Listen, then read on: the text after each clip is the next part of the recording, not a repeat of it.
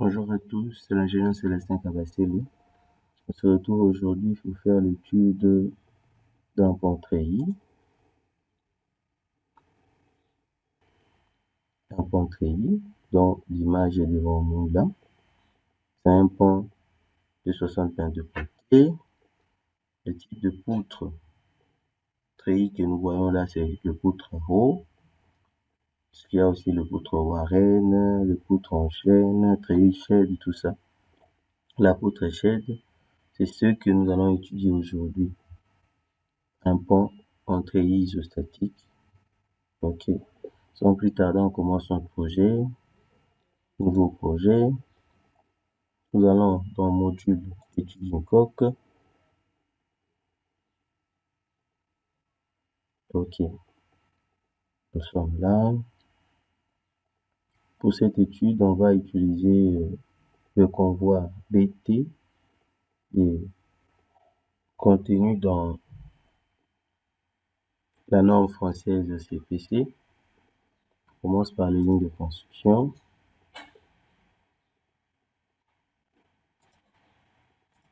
Sur X, j'ai 1.5 que je vais répéter.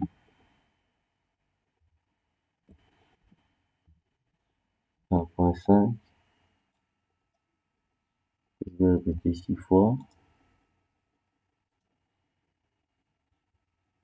Sur Y, 1.5 que je répéterai 20 fois. Sur Z, j'ai une cote négative de moins 5.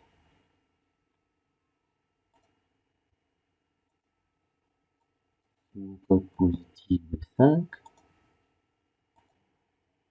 Ça, c'est la hauteur de mes culées, de mes appuis. De l'autre côté, c'est la profondeur des culées. Et ça, c'est la hauteur de mes trilles. Je prends valeur comme d'habitude. C'est bon. Ok, je change de projection. Je suis en XY.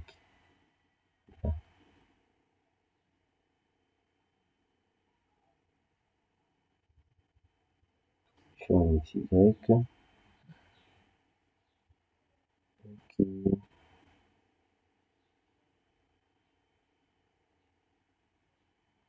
Donc ça, c'est la vie en plan. C'est ici que je vais modéliser le tablier de mon pont. Je commence par le tablier.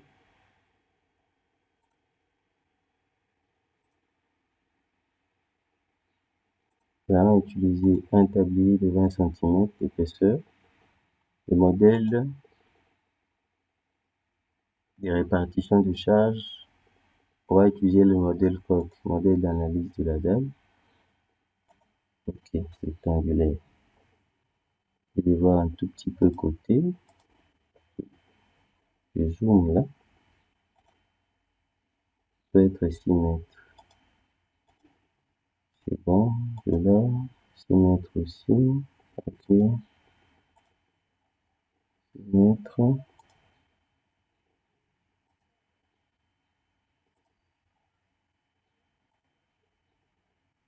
6. Et le dernier aussi à 6 mètres. C'est bon. Je commence mon modélisation. Là, ce sont les différents panneaux de dalles.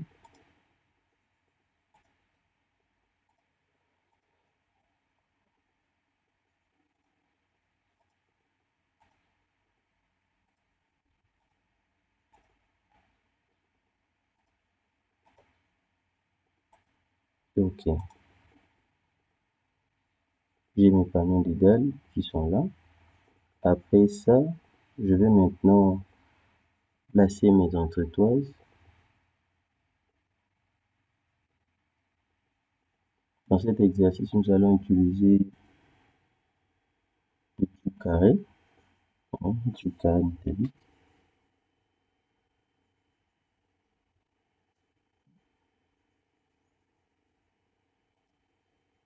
Nous allons avoir les dimensions entretoises, poutre acier, pour le tube carré, je viens là.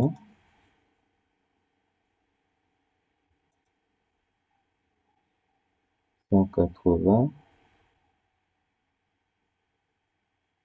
Épaisseur, je prends 10. Je prends ceci.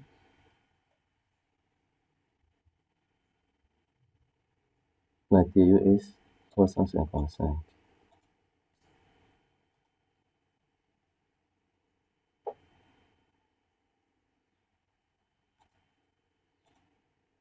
Les entretoises, on les appelle aussi les pièces de pont.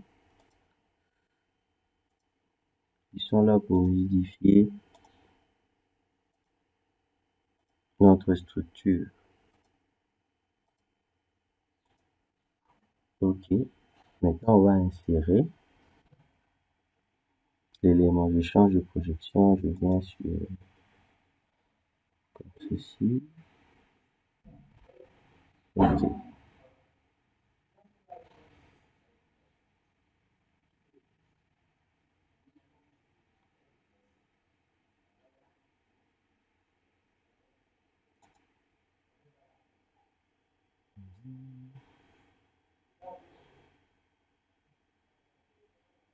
YZ. Ok. Ici, on voit réellement les projections.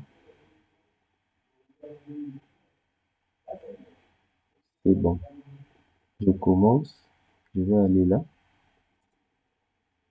Je choisis géométrie type. Ce type de. C'est ça que nous allons prendre.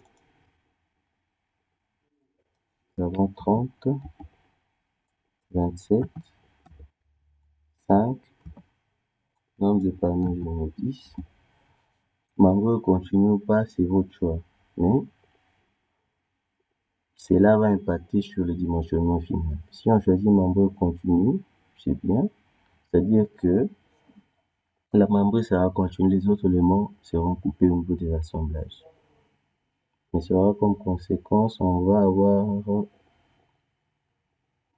une poutre de grande dimension.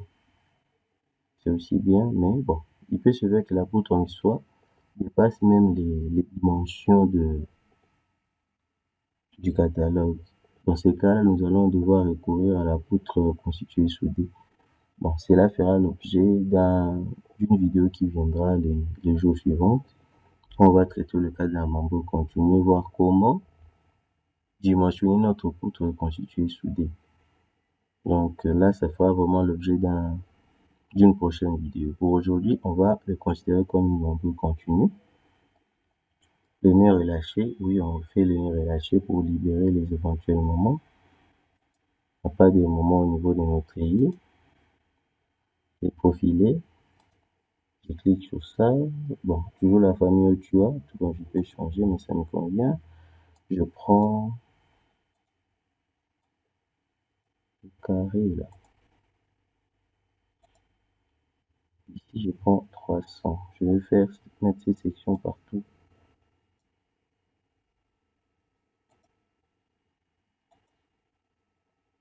Je fais copier et coller partout. Et là aussi, je colle là-bas. Insérer. Le point d'insertion, on laisse tel quel. En tant qu'objet, non. Suivant, on rentre au début. Appliquer, OK. Il y a une petite erreur dans le fichier ici. Lorsque ce message apparaît, cela veut dire que vous devez soit recommencer, soit changer de version. Ben, on va remédier à ces problèmes. Au lieu de le faire automatiquement, nous allons le faire manuellement. On connaît déjà les dimensions. Je prends l'élément barre qui est là. Je le traite en tant que barre simplement. Puis ici mon élément. Outre, ça de là jusque là. Les membres inférieurs. Voici la membrure supérieure. Je continue, étirer.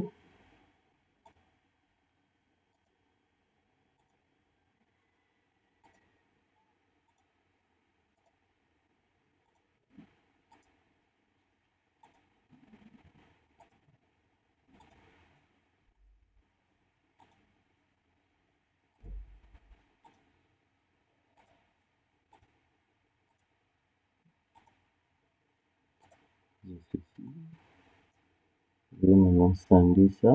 Édition, intersection.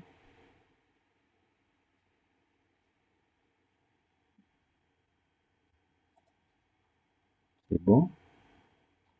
Je rentre en vue 3D. Et ceci. Je vais maintenant sélectionner ça et le copier.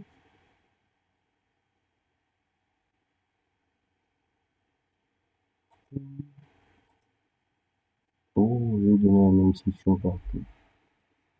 Ça tombe bien, on va changer. Une bonne coïncidence. Je sélectionne le tout, je vais enlever.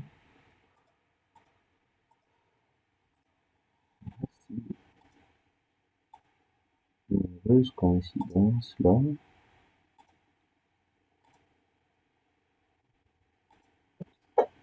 Ceci va avoir comme dimension, je rentre là, la section.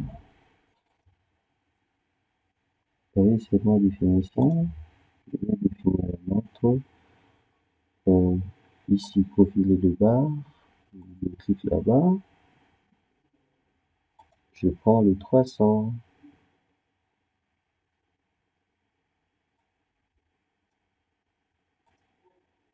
Ajouter. Fermer. C'est bon. Maintenant, je vais sélectionner ça. 300 là. Je vais copier. Édition. Je vais le copier l'élément jusque là.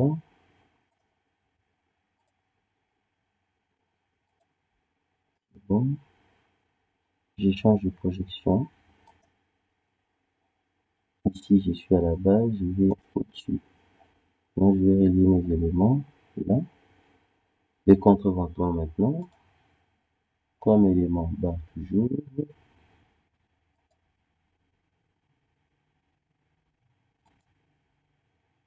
Nous allons toujours utiliser le tube carré comme contreventement, mais maintenant avec une faible section. 90. Note avec une épaisseur de 10. Ajouter.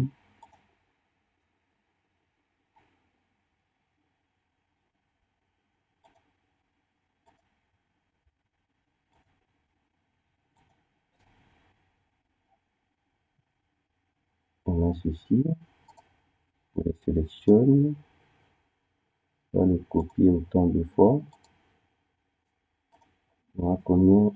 1, 2, 3. Jusque là. 1, 2. Plutôt 1, 2, 3, 4, 5, 6, 7, 8. On va copier ça 8 fois. Là jusque là. Ok, c'est pas fini. Toujours dans contreventement. Je vais créer cet élément ici. C'est à copier, je crois, 9 fois.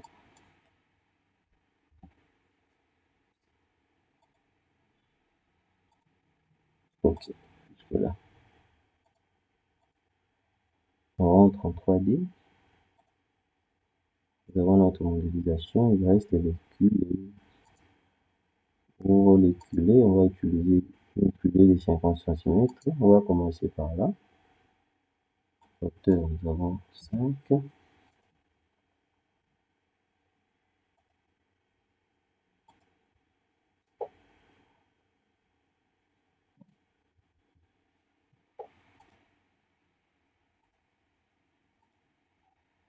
Pour la modélisation de la culée, je tiens à faire signaler une chose. Ici, cet élément, comment on l'a fait? Voilà, je suis rentré par là. J'ai donné une épaisseur constante, donc c'est-à-dire une épaisseur moyenne. 50. J'ai donné une épaisseur constante, une épaisseur moyenne de 50. Mais en réalité, on sait que nos culées ont toujours des fruits, donc c'est-à-dire c'est un peu incliné. Et dans la culée, il y a plusieurs parties. Nous avons le mur garde-grève, le mur de front, il y a le sommier. On peut aussi ajouter les murs en aile ou en retour pour protéger les berges en soi, pour protéger, contenir tout ce qui est comme protéger les berges au niveau des rives, près des nos culées. Ce sont les éléments que nous avons. Ici, on a utilisé une épaisseur uniforme. Je mets 50 d'ailleurs. Je mets 50. Même si je ne veux pas cliquer sur appliquer. Je pouvais changer l'épaisseur en cliquant sur variable et définir les deux épaisseurs. Mais j'ai fait une épaisseur considéré une épaisseur constante. Ok. La dimension là, c'est quel élément? Je crois bien qu'il est 50. On va ajouter les appuis. Encastrement, bien sûr, appui linéaire, encastré. Non, pas appui simple, encastrement. Encastrement, là, c'est fait. Il ne reste qu'à définir les appuis. On va définir les appuis. Les appuis, plutôt, c'est déjà défini. On va définir les charges maintenant. Nous avons quel cas de charge là? Comme charge permanente, j'ai le poids propre.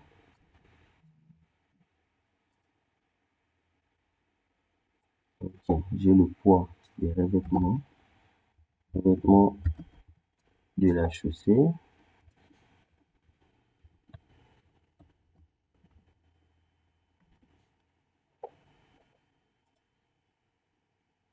Revêtement de la chaussée. Comme charge d'exploitation. Non, c'est pas fini. J'ai la poussée de terre.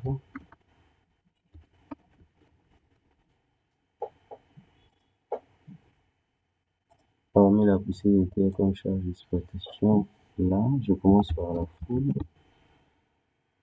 On va utiliser une foule de 400 kg par mètre carré, qui sera répartie partout.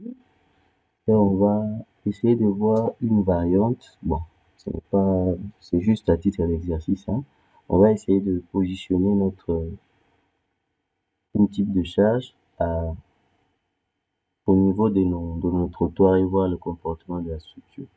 Mais sinon, la foule réglementaire pour le calcul, généralement suivant la norme belge, c'est la première foule de 400 kg par mètre carré, 4 kN par mètre carré, qu'on va répartir sur tout notre pont.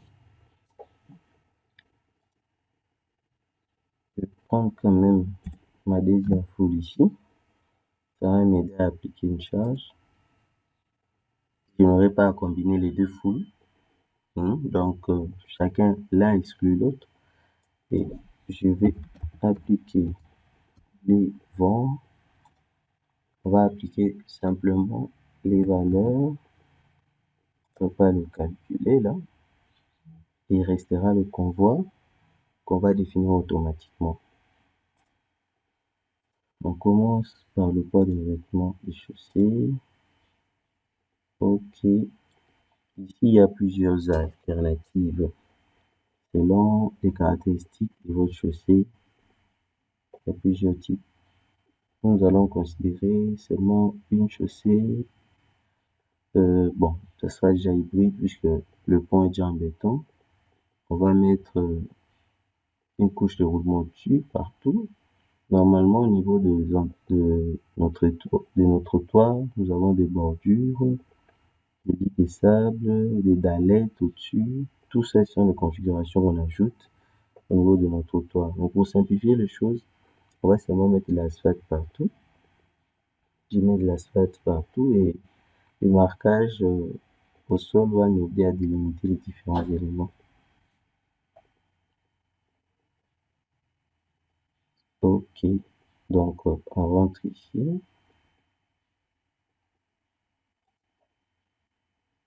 Surface, je prends ça. Le poids spécifique du béton bitumineux qu'on va utiliser, c'est de 25 kN par mètre cube. Je prends une épaisseur de 10 cm d'épaisseur au-dessus et 10 cm divisé par 25 kN par mètre. En rendant les centimètres au mètre, on va avoir ici 0,25 comme valeur. C'est pas beaucoup. Bon, j'ai déjà sélectionné les éléments. Vous voyez l'erreur commise. N'ayez pas peur de ça. On va corriger ça dans une seconde.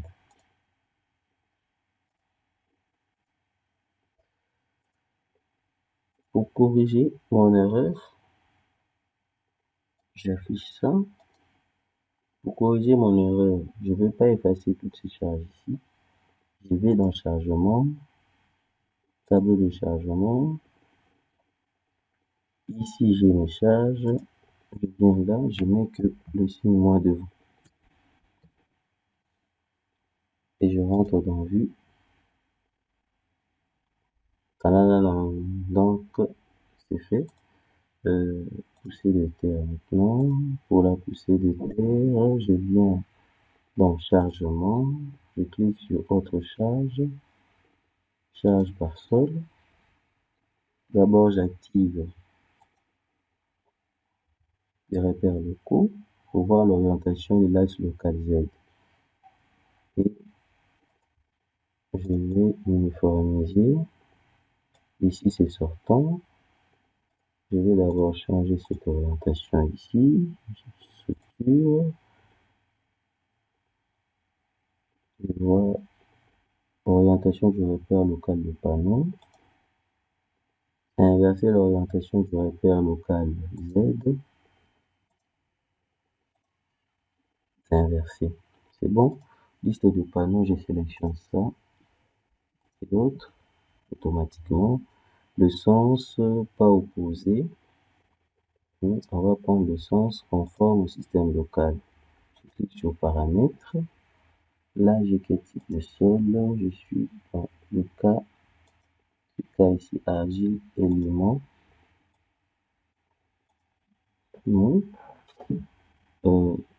Là, je prends le cas où la poussée, le coefficient, nous sommes dans le cas actif.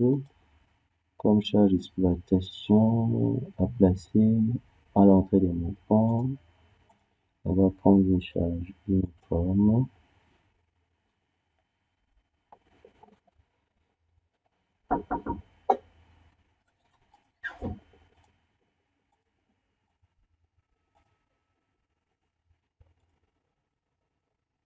Comme surcharge, nous allons utiliser une surcharge linéaire de 10 kN, une surcharge réglementaire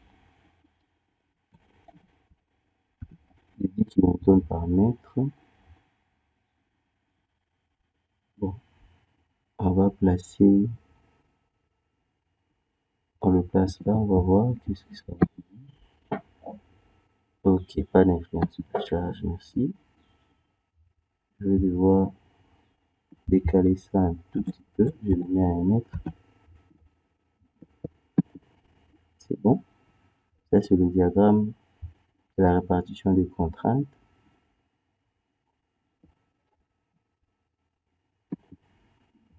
De l'autre côté, c'est le diagramme de la répartition des contraintes dues à la surcharge. C'est bon. On peut appliquer.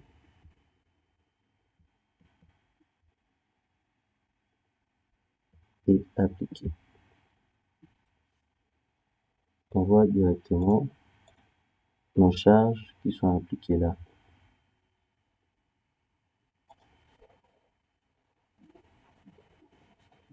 À ce niveau, on passe à la foule. Je rentre en projection là. Je prends la base. Je suis là. À ce niveau, je dis que ma charge uniformément répartie. Je mets toujours le moins devant, moins 4 kilopascal. Sélection égale. OK. Oh, oh, oh. Là, c'est passé ça sur le voile. Non, non, non. Pas comme ça.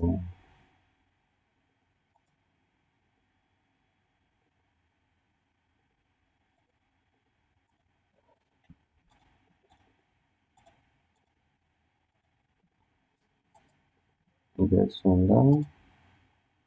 OK. Ce côté, il n'y a pas de souci. Appliqué. Bon, maintenant, je prends la deuxième foule. Une variante. On fait ça seulement dans le cadre d'études pour voir notre exemple. J'éliminise ça, je mets -2. Je définis les contours. Contour de mon trottoir. Premier point, deuxième point. Troisième, quatrième, et je rentre au début.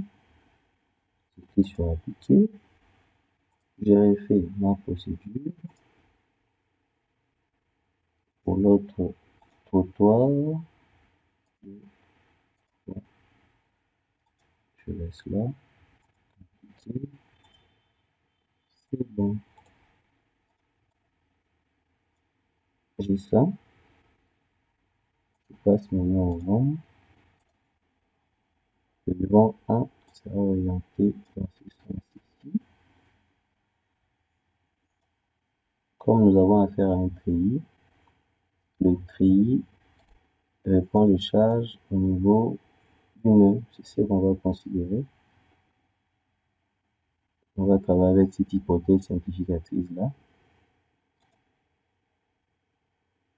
Avant le nœud, je prends cette direction. Suivant, c'est X. Je prends X. Je vais mettre un moins devant. Moins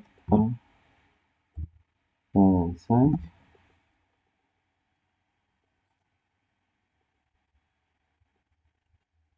Moi, je dois les passer à chaque fois là-bas. Je vais simplifier ça. Là, je vais aller sur quelle projection? ZZ. Hein? ZZ. OK. Je vais sélectionner. C'est bon. J'applique. Je rentre de l'autre côté pour voir si il y a des petites erreurs.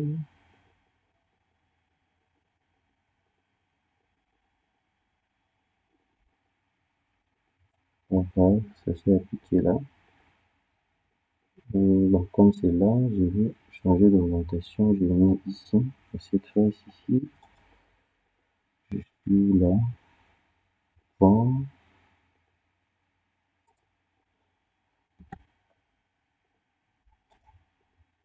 Oui. Bon. Pour Y, on va prendre ça. Je suis toujours dans le j'efface. Là, je remets 0. Ici, sur Y, je mets la valeur de 0,6.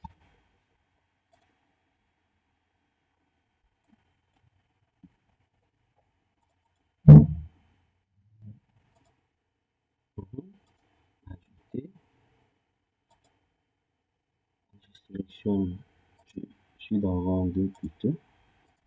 Rang 2. OK. Ajouter. Sélectionne mon nom.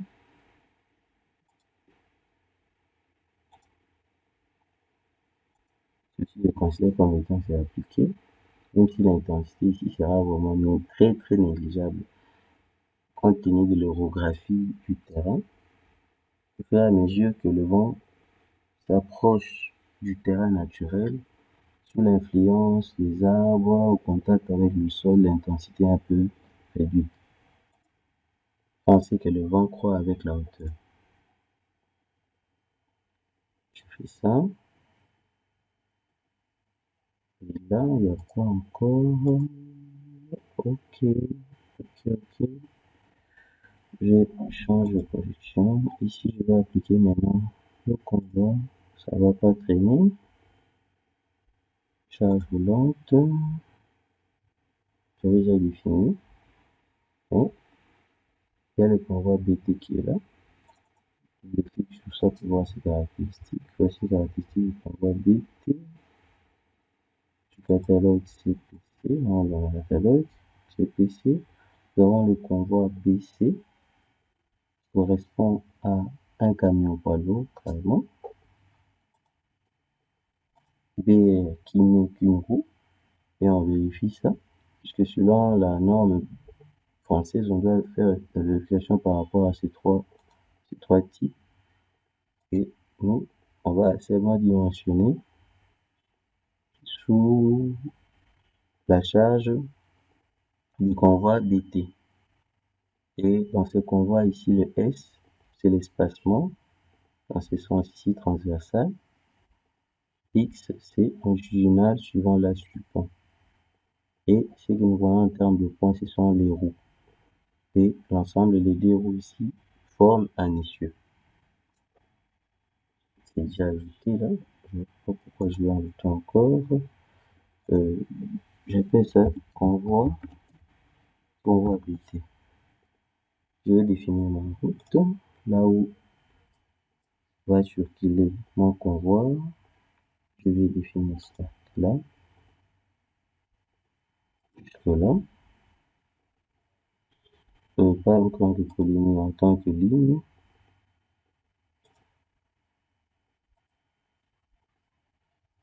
C'est bon, j'ai ça. Je rentre dans paramètres pour tenir compte des éventuelles forces de freinage. Je considère 20%. Les forces de freinage se calculent aussi. Se calcule, il y a des formules pour cela. Mais dans cet exercice, on considère comme étant que c'est égal à 20%. Ok. Après ça, le pas, on laisse à 1 mètre. Je dois sélectionner les éléments qui vont reprendre la charge. Sélectionne le panneau. Je clique sur appliquer. Il y a mon convoi qui est là. Ici, il y a le convoi qui est là. Je vais faire la combinaison automatique. Combinaison automatique. Combinaison complète.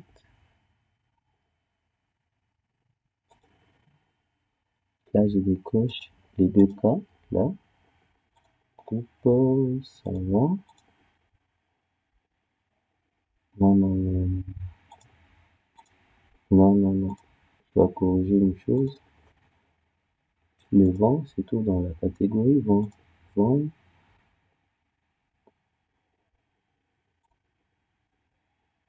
Change de catégorie. Vent. Modifier. Je prends l'autre aussi. Change de catégorie vent. Modifier. Ok. Maintenant, tout est bon. Chargement, combinaison automatique. Avancer. Groupe. Exploitation. Bon, ouais, c'est toujours important de faire ça. C'est peu qu'on ait commis une erreur. En passant, là, il va utiliser les ou exclusifs. Soit l'un, soit l'autre. Il ne va pas les combiner. 4, 5 et 8. Il ne va pas combiner quoi? Entre l'exploitation. 4, 5. Ok. Ok, le 8, c'est quoi? Si vous voyez bien le 8, c'est ma charge.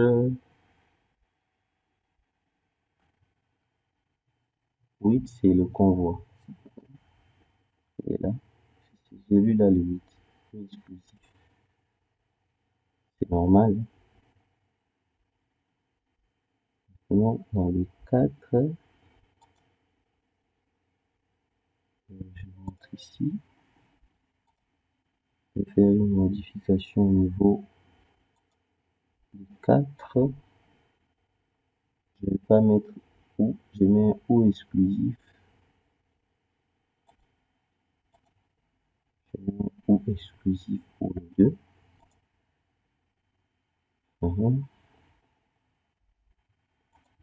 C'est bon.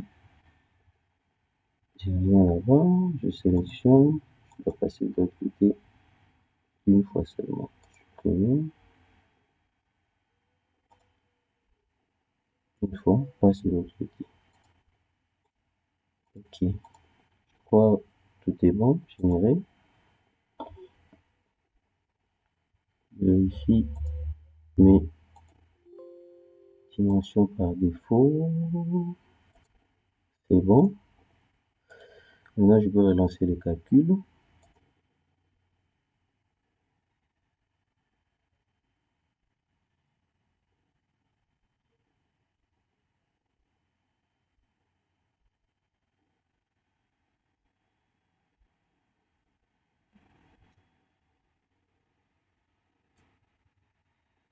Bon, on a fini pour la première partie. On se retrouve pour la seconde partie qui sera consacrée à l'exploitation des résultats, à l'analyse des résultats, au dimensionnement des éléments.